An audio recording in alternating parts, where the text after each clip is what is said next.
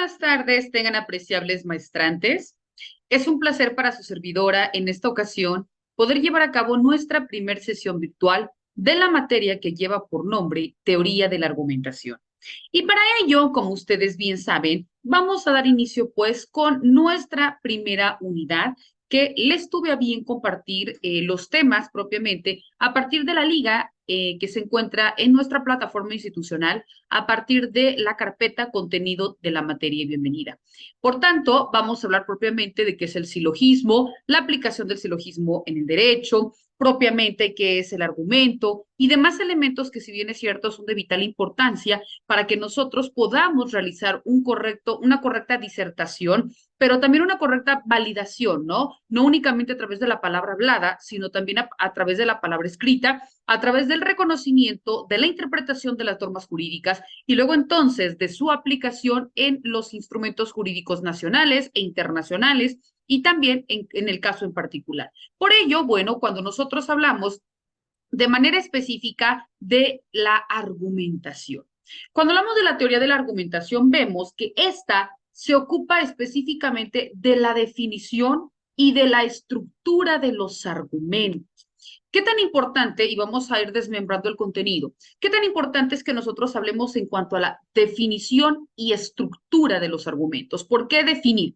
Porque argumentar es un arte, es el arte del saber hablar, pero el también saber refutar, argumentar, acreditar o en su caso, ¿no? También desacreditar cualquier hipótesis, cualquier validación, cualquier elemento que en un momento dado nos pueda ofertar, si estamos dentro de un litigio, la parte contraria. ¿Por qué? Porque nosotros estamos representando, ¿qué cosa? El deber o la validación hacia nuestro cliente, ¿no? Obviamente, en base a los hechos que somete a nuestra consideración y luego entonces el encuadramiento de estos hechos en lo que mandata de manera específica la norma. Y por ello queremos solicitar ante una autoridad jurisdiccional, independientemente de la vía que sea, que le asista el derecho, que le proteja el derecho, ¿verdad? Entonces, argumentar es luego entonces hacer ver a la autoridad a través de qué.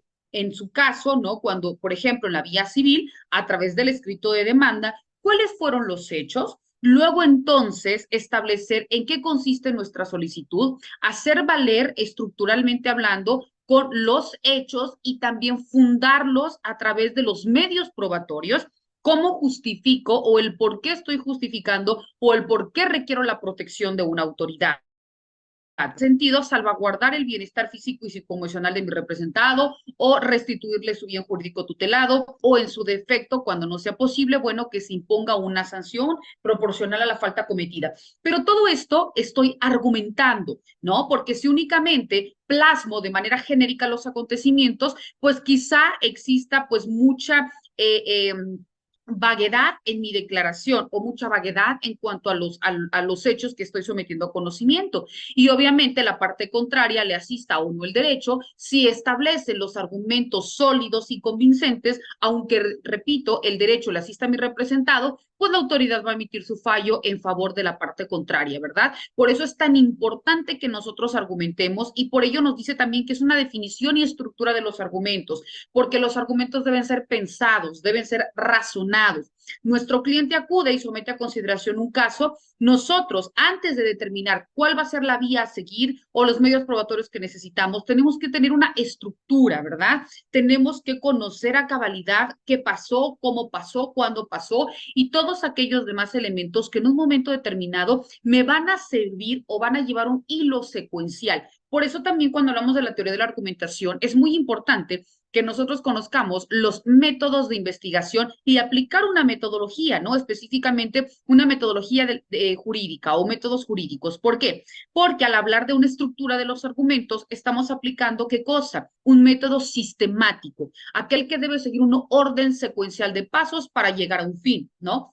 En este caso, la estructura que va a ser, bueno, cuál es el tipo, en este caso, la vía en que voy a promover, si es en la vía penal, qué tipo de delito es, si es en la vía civil, en dónde voy a invocar, en una vía ordinaria, ¿no? En la vía especial, cómo voy a fundar, cómo voy a motivar, cómo voy a narrar de manera sucinta los hechos, cómo voy a justificar, en qué normas las voy a hacer valer, qué medios probatorios voy a exhibir, ¿verdad? Cómo voy a solicitar quizás algunos otros que no están dentro de mi alcance, pero requerirle al juez que por su conducto y emanado de las facultades que tiene lo requiera, ¿no? En vía de colaboración interinstitucional y demás elementos, ¿no? Esto propiamente a través de mi escrito de demanda. Después, cuando exista el emplazamiento y contesten la demanda, bueno, tratar de refutar todos aquellos argumentos que también la parte contraria establece. Lleva una estructura, ¿verdad? Un antes, un durante y un después. Cuando se me indique, ¿no? La fecha y hora para mi etapa de pruebas y alegatos, cómo voy a exhibir mis medios probatorios, mi pliego de posiciones, qué tipo de preguntas voy a realizar, ver que no sean insidiosas, que no existan una doble pregunta en una misma para que no me la tachen, los testigos que voy a ofrecer, ¿verdad? También cómo voy a validar o invalidar, por ejemplo, si existe una tacha de testigos de la parte contraria, cuáles van a ser propiamente mis alegatos, cómo los voy a establecer, si se van a presentar por escrito, si lo voy a hacer de manera verbal. O sea, estamos viendo que lleva una estructura y en todo esto es argumentar, es decir, por eso se dice que el argumento es el arte del buen hablar. ¿Por qué? Porque tiene que ir acorde lo que tú piensas, lo que te asiste con lo que manifiestas, porque puedes tener una idea, pero si no existe este conducto correcto o este canal en el proceso de comunicación, pues obviamente no vas a tratar o no vas a indicar de manera certera lo que tú tienes o lo que tú tratas de decir y obviamente la autoridad pues únicamente va a quedar en el sentido lo que tú le estás demostrando, ¿verdad? Entonces vemos qué tan importante es propiamente la argumentación. También cuando hablamos de la teoría de la argumentación, además de la definición y de la estructura de los argumentos, también se aboca en la conceptualización del conocimiento de la validez y la construcción de argumentaciones, así como también de poder identificar cuáles son los modelos de argumentación. ¿Por qué? Porque una cosa es lo que uno observa, lo que uno concibe sobre algún aspecto del mundo que se puede convertir en un problema si existe una duda sobre la verdad de estas acepciones. ¿Qué quiero decir con esto? Una situación es, por ejemplo, se me ocurre, llega una persona y veo que está golpeada, ¿no? De manera inmediata pregunto, ¿no? Si alguien la agredió, entonces de manera inmediata viene a mi mente, ¿qué cosa? Violencia física, ¿verdad? Pero ¿qué tal que la persona, no sé, se golpeó con algo o qué tal que a la persona sucedieron infinidad de cosas? Entonces, yo no puedo emitir o prejuzgar a partir únicamente de la observación, que ahí estamos hablando de un modelo también, como hace rato te comentaba, que es el modelo, ¿cómo se le conoce? Un modelo intuitivo o un método intuitivo, porque el método intuitivo se basa únicamente en la observación y es una respuesta inmediata ante una problemática planteada. Cuando esta hipótesis, que es una respuesta inmediata, tú la compruebas a partir de argumentos que acrediten o descalifiquen tu hipótesis, entonces ya conjuntas más elementos que van a validar tus argumentos o por el contrario, que los pueden en un momento dado desacreditar. ¿Y por qué es importante que conjuntemos estos dos elementos, tanto los métodos y tanto la argumentación? Porque así tú tienes mayores elementos de decir, bueno, en base a esto, yo voy a soportar o voy a validar cuando me quieran, no sé, tachar algún medio probatorio, entonces voy a justificarlo con esto, ¿no? Tal vez con estos instrumentos jurídicos normativos o a través de este otro medio probatorio, ¿no? Ya tienes cómo contrarrestar alguna posible forma de invocar o desacreditar de la parte contraria.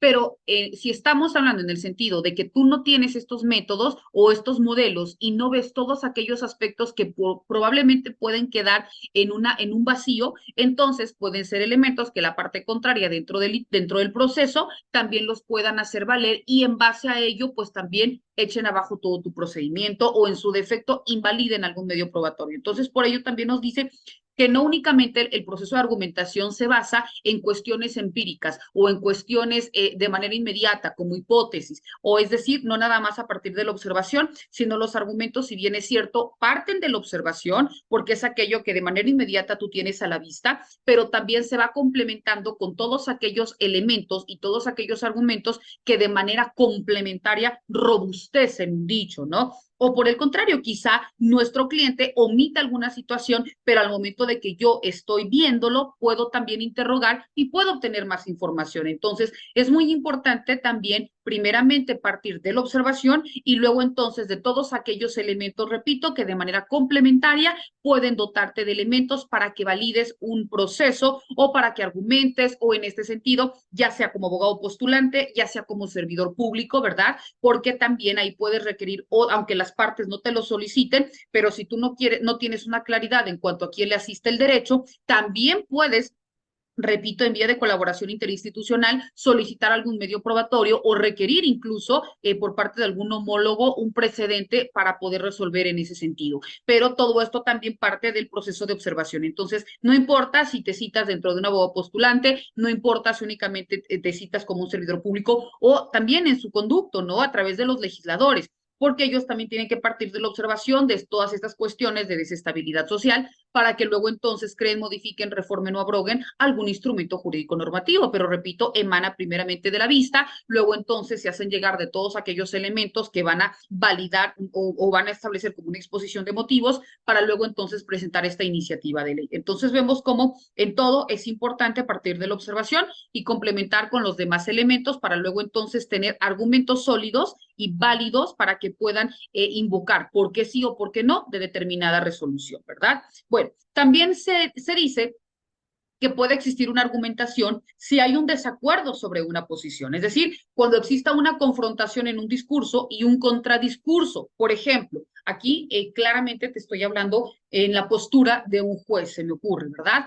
¿Por qué? Porque tenemos ambas posturas. Ahí estamos hablando de otro método, ¿verdad? Un método discursivo. ¿Qué es esta situación? Tenemos una tesis con una antítesis, o tenemos un discurso y un contradiscurso. Tenemos la parte actora y tenemos a la parte demandada. Ambos van a ir o van a tratar de defender o lo van a hacer cada uno en base a su estrategia de litigio, pero van a demostrar con hechos, con medios probatorios, que el derecho les asiste a sus representados. Entonces, el juez, como una autoridad imparcial, ¿no? Una autoridad neutral, únicamente va a tener esta versión de los hechos, tomando en consideración lo que cada uno le exhibe. Y en base a eso, pues, se inclinará o determinará conforme a derecho corresponda. Pero, repito, aquí nos dice que puede haber una argumentación, aun cuando exista un desacuerdo dentro de una posición. ¿Por qué? Porque cada uno va a tener una versión. Ambos van a ir sobre una misma litis o sobre un mismo resultado. Sin embargo, cada uno con posturas completamente distintas y que tienen que coincidir en un punto final. ¿Por qué? Porque precisamente es el fin del por qué ellos acuden ante una autoridad para que en base a su resolutivo pues den por sentado o acepten en ese mismo sentido pues lo que la autoridad confirme, ¿verdad?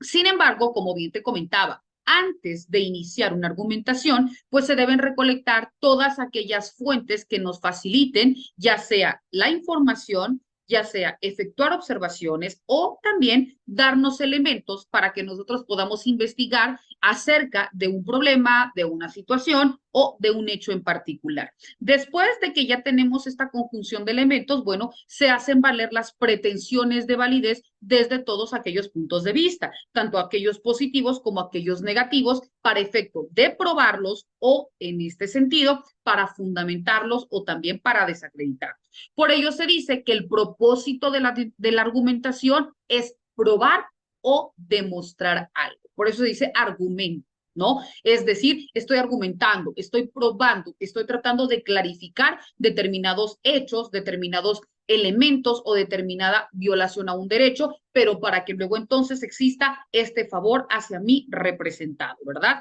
Cuando hablamos de la argumentación, existen diferentes tipos de argumentación. La argumentación se subdivide en dos: argumentación en la retórica y también encontramos la argumentación científica. ¿Qué es esto? Cuando hablamos de la argumentación en la retórica, se dice que es aquella disciplina que estudia la forma, pero también que estudia las propiedades del discurso. Por ello, cuando hablamos de la argumentación en la retórica, vamos a entenderla como este conjunto de reglas o también denominada como conjunto de principios que se refieren al arte de hablar o al arte de escribir de forma elegante o de forma correcta. Por ello, se hacen valer dos puntos de vista: el análisis del proceso y el análisis del discurso. ¿Y qué tan importante es la argumentación en la retórica, al menos para nosotros estudiosos del derecho? ¿Por qué? Porque si nosotros no somos legisladores, pero somos ya sea servidores públicos, abogados litigantes, doctrinarios, etcétera, tenemos que interpretar la norma. Entonces, aquí nos dice el arte del buen hablar o el escribir de forma elegante o de forma correcta. Si tú no tienes un bagaje dentro de tu léxico jurídico y de manera genérica un acervo cultural correcto, ¿cómo vas a tener aquellos elementos para que ante una autoridad puedas acreditar tanto, repito, los hechos que te están sometiendo a conocimiento, como también fundarlos en lo que dice la norma?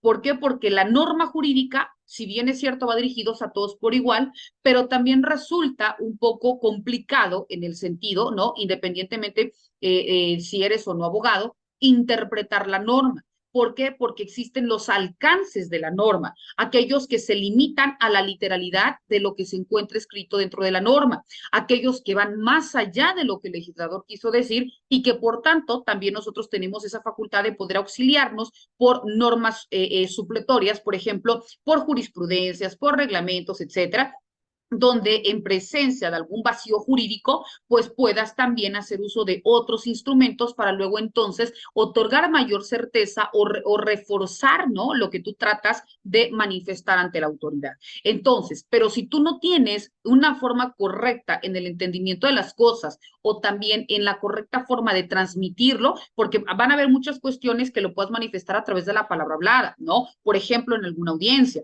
Sin embargo, van a ser otras que sean forzosamente escritas, como por ejemplo una demanda, una contestación de la demanda, ¿verdad? Entonces, estas, pues únicamente tienes que escribir de manera correcta, tienes que hilar las ideas, tiene que haber una congruencia y tiene que ir acorde lo que estás tratando de manifestar con todos aquellos argumentos que, repito, en el mismo sentido, pues deben ir encuadrados en lo que dice la norma. Entonces, por ello se dice que es un arte a través de tanto de la cuestión hablada como también a través de la cuestión escrita. Y ello nos va a llevar a estos dos elementos que emanan de la argumentación en la retórica.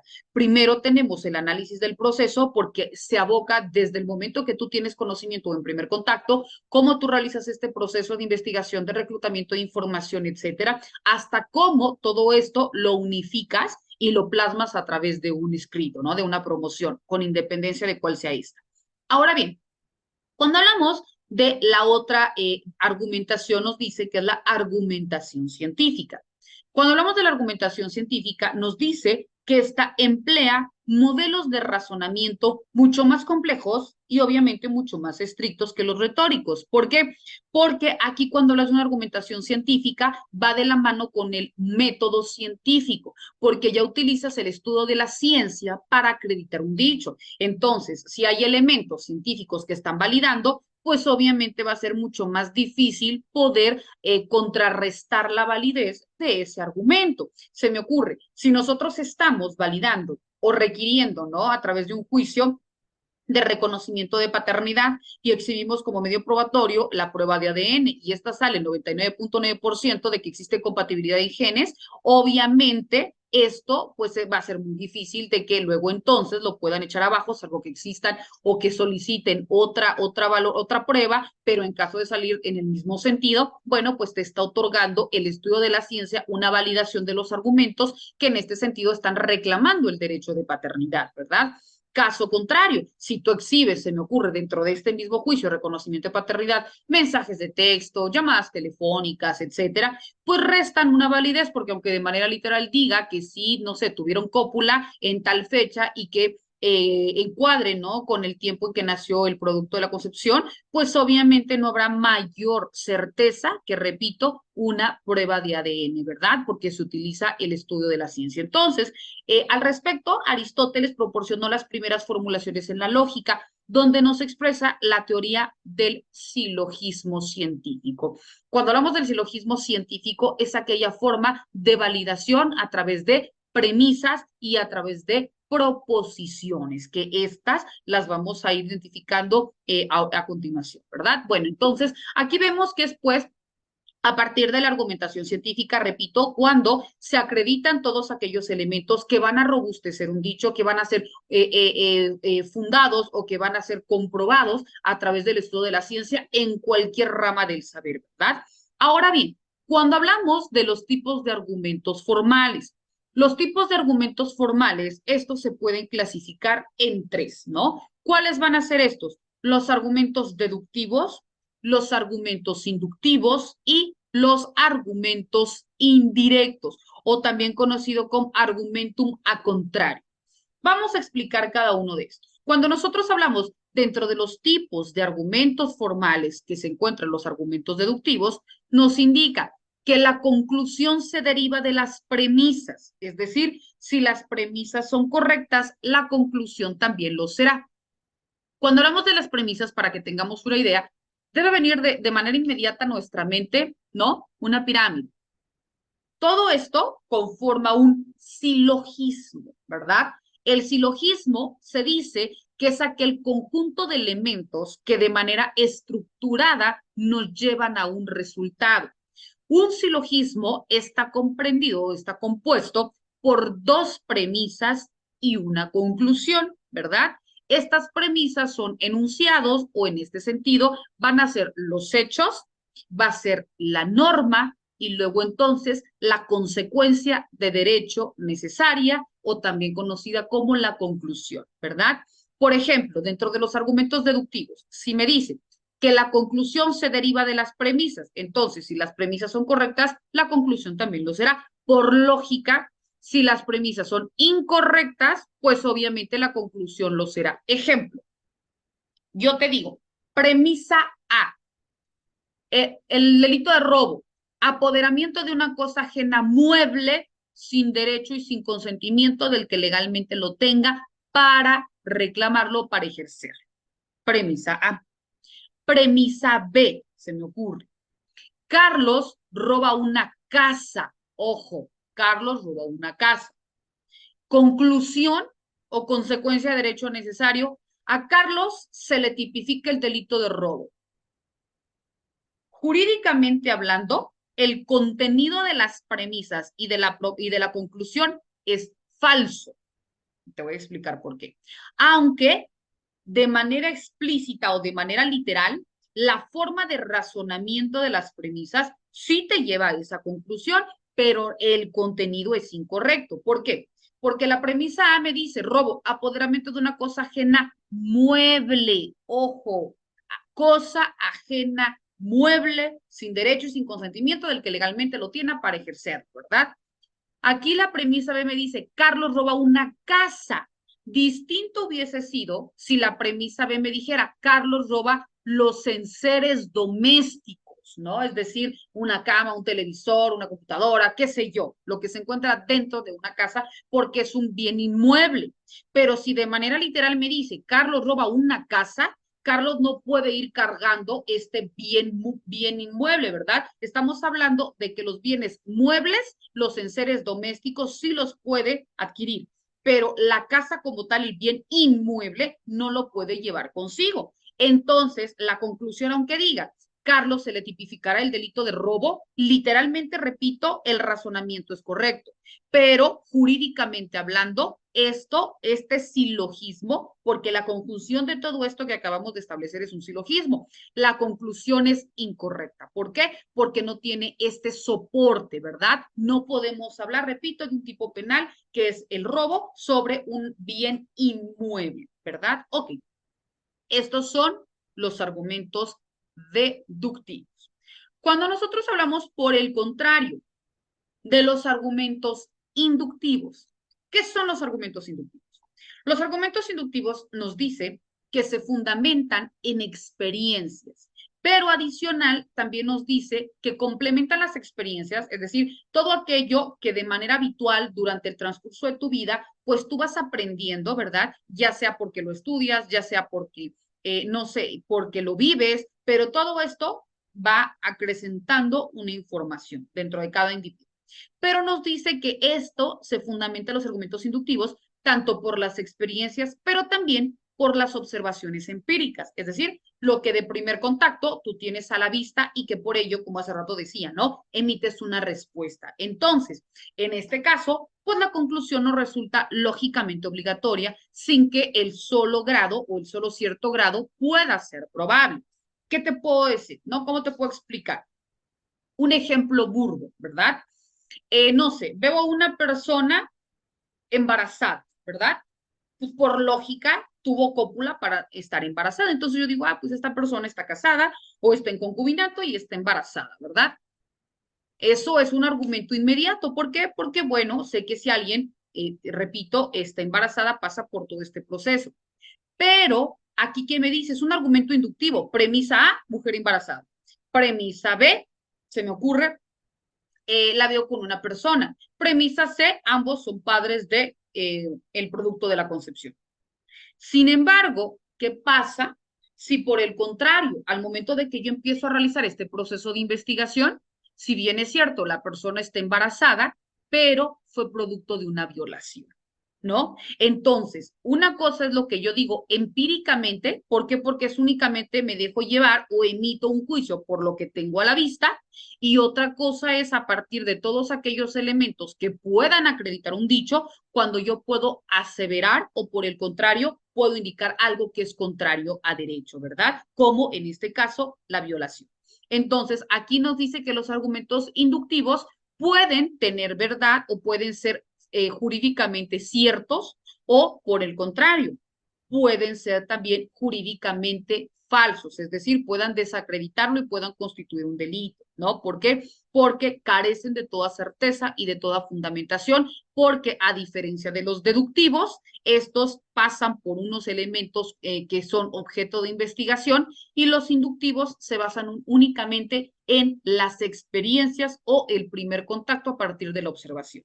Ahora, cuando nosotros hablamos de los argumentos indirectos o también conocidos como argumentum a contrario, con cualquiera de estas dos formas de que nosotros lo podamos encontrar, estamos hablando exactamente de lo mismo, ¿verdad? Bueno, cuando hablamos de estos argumentos indirectos o argumentum a contrario, nos dice que es fundamental para que nosotros podamos descalificar tesis contrarias. Ejemplo, cuando es argumentos indirectos, este se compone tanto por argumentos inductivos como por argumentos deductivos, que al momento de pasar por un proceso de validación o el empleo de la ciencia, ya sea la cuestión médica, la cuestión psicológica, la cuestión jurídica, entonces valida o desacredita ya sea al argumento inductivo, ya sea al argumento deductivo, y por eso son argumentos indirectos, porque son ajenos a una sola argumentación y que a partir de esta cuestión probada, demostrada o científicamente validada, me lleva a una verdad. Y esta verdad va a ser la que luego entonces pueda surtir los efectos que se desean, ya sean en favor o en contra, ¿verdad? Ahora bien, vamos pues también a ahondar dentro de lo que es el silogismo. Cuando nosotros, estimados maestrantes, hablamos del silogismo de manera inmediata, ¿qué entendemos por silogismo? Cuando hablamos del silogismo jurídico, nos dice que es un tipo de argumentación deductiva. Acuérdense que hace rato hablábamos que dentro de los argumentos existen tres tipos de argumentos: argumentos deductivos, argumentos inductivos y argumentos indirectos o argumentum a contrario. Entonces, el silogismo jurídico me dice que es un tipo de argumentación deductiva. ¿Por qué? Porque es una clase de razonamiento que va de lo universal a lo particular y que da lugar a consecuencias necesarias, lo que te decía hace rato, ¿no? De lo universal, hablamos de una premisa mayor. Por eso te decía que el silogismo se integra por tres partes: dos premisas y una proposición.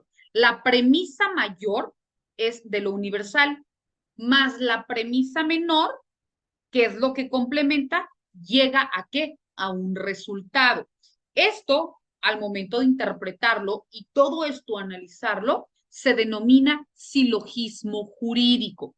Por ello, cuando nosotros, y retomo el ejemplo de hace rato, hablamos del delito de robo, ¿no?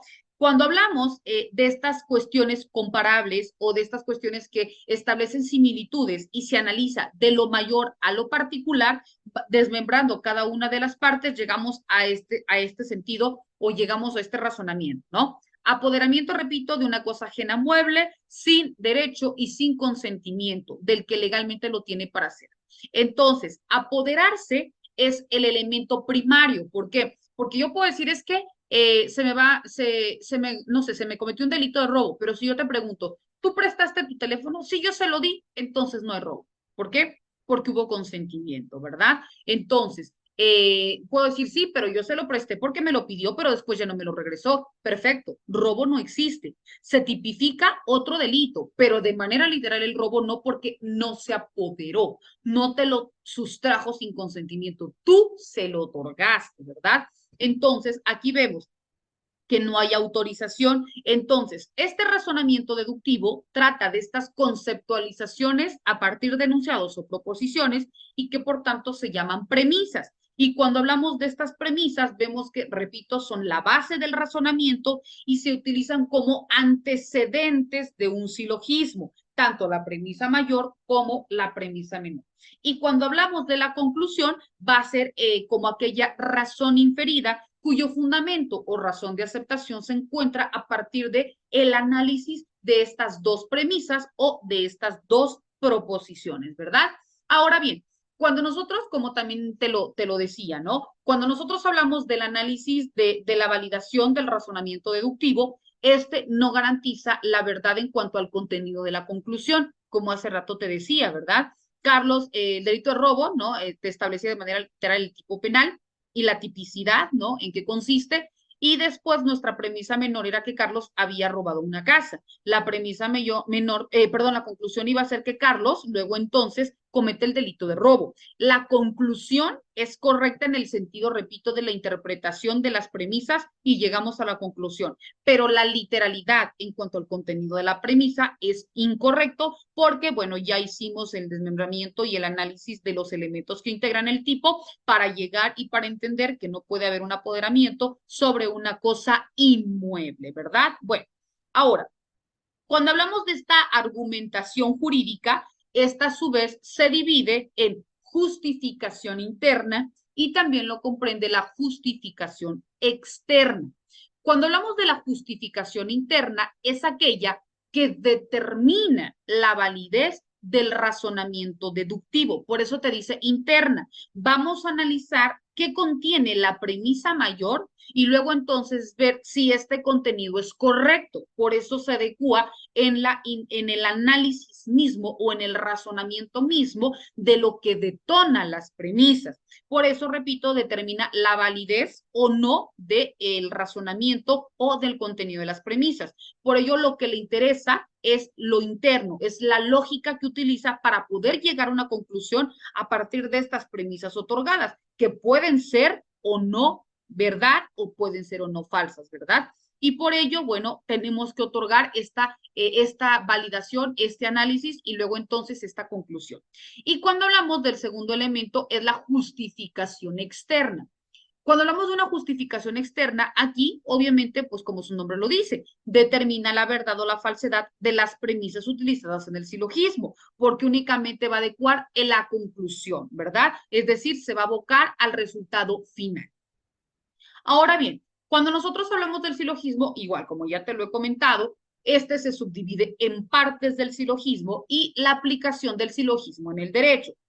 Por silogismo ya vimos o ya explicamos que vamos a entender todas aquellas formas de razonamiento que funcionan a partir de dos premisas o también conocidas como proposiciones. Cualquiera también de estos dos nombres es hablar de lo mismo, ¿no? Y también de una tercera que se le conoce como conclusión.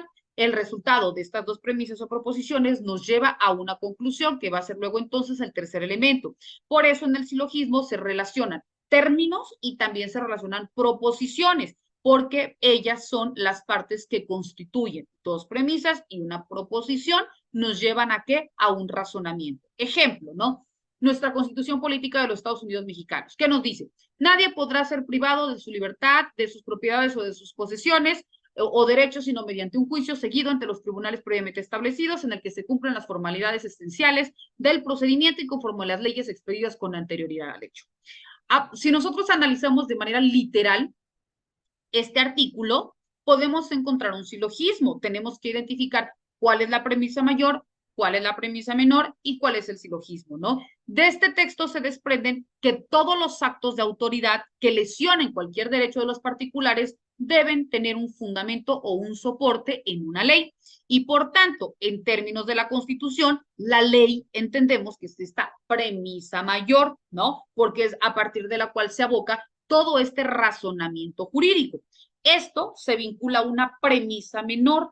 ¿Cuál es la premisa menor? Un hecho. ¿Por qué? Porque el hecho es luego entonces lo que tú como individuo materializas o no haces. Por eso se dice, ¿no? Que para que tú puedas ser privado de tus propiedades, posesiones, etcétera, etcétera, etcétera, tienes que haber incumplido, vulnerado, violentado alguna norma para que luego entonces existe esta sanción. Entonces, el hecho es lo que el individuo hace y que puede ser permitido o prohibido por una ley y obviamente la conclusión es la consecuencia que desencadena de la premisa mayor del encuadramiento dentro del hecho y la consecuencia es el resultado material, que te van a despojar de tus propiedades, de tus posesiones, etcétera, o que por el contrario no tienen por qué hacerlo porque no existe un fundamento legal, ¿verdad?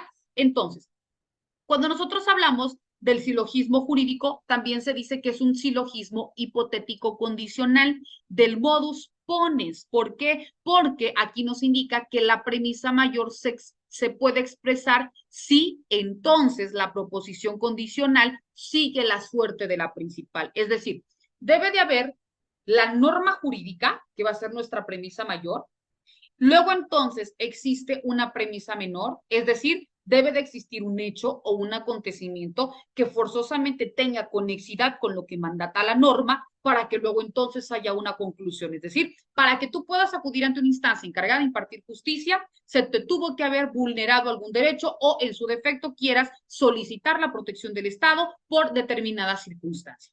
Pero lo que tú estás pidiendo forzosamente tiene que estar justificado en un instrumento jurídico. ¿Por qué? Porque caso contrario, entonces no va a ser qué cosa procedente. Ejemplo, anteriormente recordemos que existía el tipo penal calumnia, ¿verdad? Entonces tú podías iniciar, antes era un registro de atención, ¿verdad? Ahora, no puedes decir, bueno, quiero iniciar una carpeta de investigación por el delito de calumnia, porque te van a decir, bueno, pues en su momento existió, pero pues ya simplemente el tipo penal no existe. Quizás si usted quiera verlo de manera conciliatoria, puede ir al CEJA, ¿no? Al Centro Estatal de Justicia Alternativa para que vean a través de estos medios alternos de solución de conflictos, pues cómo pueden hacer un apercibimiento de ley y SAN se acabó. Pero que yo integre una carpeta de investigación, simplemente no se puede. Entonces, aunque para ti sea perjudicial o aunque para ti sea atentado contra tu bienestar, si la norma no lo regula, pues luego entonces la autoridad, aunque quiera, ¿no? Hacerlo valer, pues simplemente no lo puede. ¿Por qué? Porque recordemos, tanto se consagran y se confieren tus derechos humanos, pero también existe la obligatoriedad del Estado por salvaguardar los derechos de la parte contraria o de terceros. Entonces,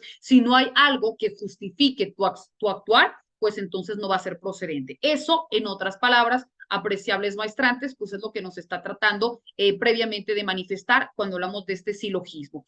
Bueno, apreciables maestras y maestros, ha sido un gusto el poder llevar a cabo la disertación en esta sesión virtual de todos estos elementos que, repito, sin lugar a dudas son importantísimos dentro de una correcta argumentación y máxime, pues, que estamos abordando tanto los silogismos, la forma correcta de poder argumentar, las partes, ¿no? que existen, cómo vamos a encontrar esta justificación y fundamentación en las normas. Y bueno, estos temas y otros tantos van a ser los que continuaremos abordando en nuestra siguiente sesión virtual, así como también en nuestras cápsulas informativas. Recordando que esta sesión está siendo grabada para compartirlas en el momento de que ustedes deseen validar el contenido, lo puedan hacer. Cualquier duda, cualquier comentario o cualquier circunstancia, como siempre, estoy a sus apreciables órdenes. Que tengan excelente tarde.